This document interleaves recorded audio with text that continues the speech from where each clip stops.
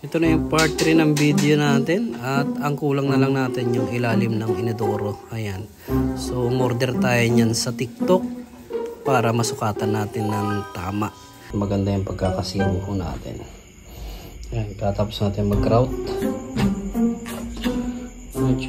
Ito po yung in-order natin sa TikTok na magandang panukat sa mga siroho. Ayan, tulak mo lang siya ng ganyan. Tapos saka mo siya, ayan, saka mo susulatan ng lapis sa mga tiles. Tapos ayun.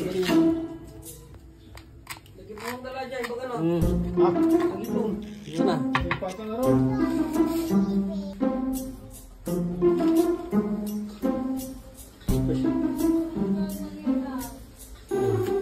Pangit ang pagka-grind ko.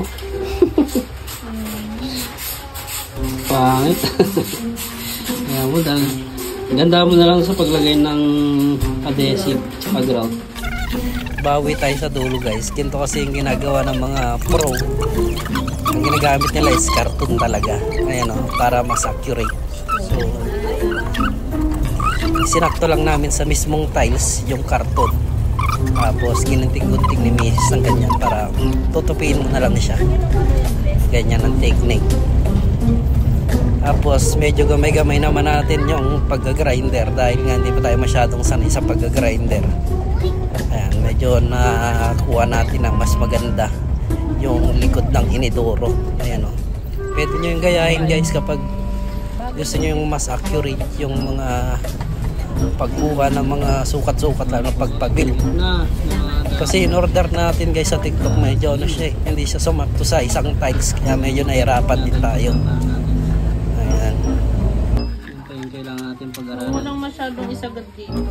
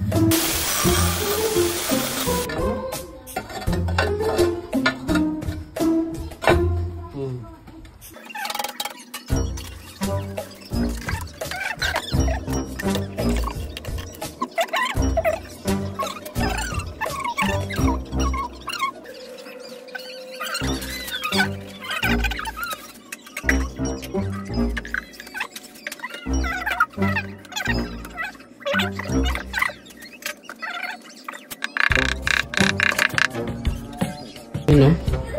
Parang professional tumira. Bukas mag-grout tayo bukas. Bali ito na yung CR project natin na tiles. Medyo may mancha-mancha na siya. Bumababa naman yung tubig.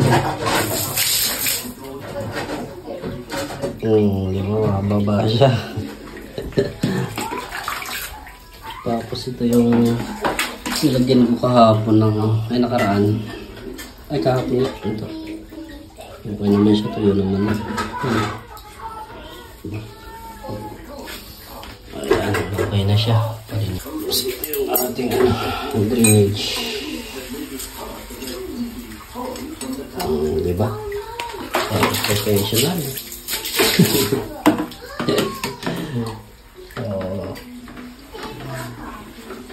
Kurang na lang sa linis. Linisan natin.